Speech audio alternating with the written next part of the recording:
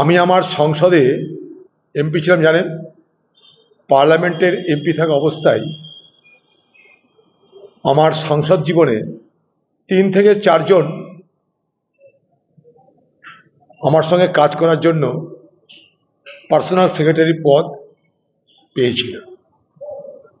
Personal secretary পদ এটা দেয়, এই অধিকার দেয় পার্লামেন্ট।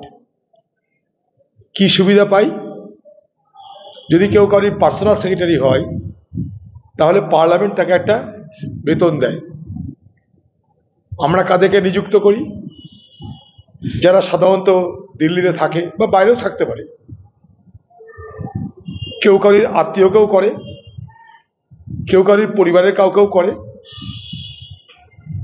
কিন্তু আমি বরাবর কি করেছি, বাইরের পার্লামেন্টের বাইরে, মানে আমার চেনা পরিচয়ের বাইরে এলাকায় বা পার্লামেন্টের সঙ্গে যাতে সম্পর্ক আছে সেরকম মানুষকে খুঁজে তাদেরকে আমি কাজ দিয়েছি। এরকম আমাদের মধ্যে 3 থেকে 4 জন পার্সোনাল সেক্রেটারি হয়েছে। একজন মারা গেছে, একজন অন্য পেশায় চলে গেছে। এই যে ছেলেটা যার কথা বলছে, সে আমাদের বাংলার ছেলে, দিল্লিতে মানুষ হচ্ছে, দিল্লিতে বড় হয়েছে। তার বাবা এসে যখন আমাকে বলে, আপনি বাংলার এমপি, আমরা গরিব একটা বাঙালি পরিবার, আমাদের ঘরে একটা ছেলে পড়াশোনা করেছে, আপনি তাকে এই কাজে রাখতে ইচ্ছুক, আপনি যদি নেন সংসারটা বেঁচে যায়। আমি তাকে কাজে নিয়েছি। দীর্ঘদিন ধরে সে আমার সঙ্গে কাজ করেছে এবং তার কাজে আমি সন্তুষ্ট ছিলাম, তাই তাকে আমি রেখেছিলাম। আমি পার্লামেন্ট ছেড়ে দিয়েছি, কারণ আমি হেরে যাওয়ার পর আর তো পিএস টাকার অধিকার নাই আমার। আমি হেরে গেছি, আমার পিএসের ক্ষমতাও চলে গেছে, অর্থাৎ কাউকে রাখার ক্ষমতা চলে গেছে। এখন সে পার্লামেন্টের স্টাফ, তাই বলে কি আমার সঙ্গে সম্পর্ক নাই? নিশ্চয়ই আছে। এতদিন ধরে কাজ করেছে, অবশ্যই সম্পর্ক আছে। নানা কাজে কখনো ফোন করতে হয়, কারণ বিভিন্ন সময় বিভিন্ন অফিসার, দপ্তর, সকলের ফোন নাম্বার জানা থাকে না আমাদের।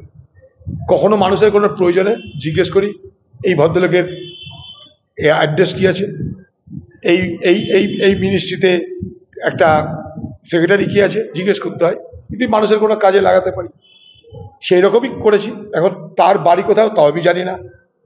দিল্লিতে তার বাড়ি, আমি দিল্লিতে তুমি জানি। পশ্চিমবঙ্গে তার বাড়ি কোথায় তা আমি জানি না। পশ্চিমবঙ্গে তার বাড়িতে কোনোদিন আমি যাইও নি। এখন সে পশ্চিমবঙ্গে এসেছে, আজকে আমি কয়েক মাস ধরো আমি পার্লামেন্টে নাই, সে তার নিজের বসত বাড়িতে, বাবা মায়ের বাড়িতে এসেছে, কি কাজে তাও আমি জানি না। কালকে তাদের পরিবারের পক্ষ থেকে কেউ আমাকে জানিয়েছে, অত্যন্ত কাঁদতে কাঁদতে জানিয়েছে, যেরকম আমার ছেলেকে এরকম অ্যারেস্ট করেছে।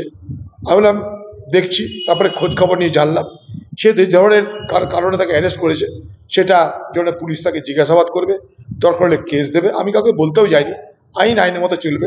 আমি কিন্তু একথা বলছি না যে কাউকে ষড়যন্ত্র করে পুলিশ ফাঁসিয়েছে, একথাই বলছি না।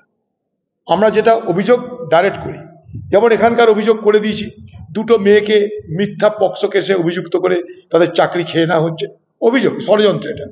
ওইটাকে আমি একবার বলছি না ষড়যন্ত্র। ওইখানে কি বলছি, সে আমাদের চেনা জানা, কিন্তু তাকে কি বলছি, আইনের মতন ব্যবস্থা নেবে পুলিশ, কোর্ট কাছারি যা আছে করবে। বাকি আমাকে নিয়ে আর যদি কোনো প্রশ্ন থাকে আপনারা করতে পারেন, কারণ অনেকে এটাকে মজা পেয়ে অনেক কোশ্চেন করতে পারে। আবার বলছি, অবশ্যই আমার সঙ্গে চেনা জানা আছে, অবশ্যই আমার হয়ে কাজ করেছে, সে কাজটা সরকারি কাজ। আমি এমপি পদ আমার হারিয়ে যাবার পর, আমি হেরে যাবার পর, সে আমার কোনো স্টাফ নয়, সে পার্লামেন্টের স্টাফ, পার্লামেন্টে সে চাকরি করে। অতএব ব্যাপারটা নিশ্চয়ই পরিষ্কার হয়েছে আপনাদের কাছে।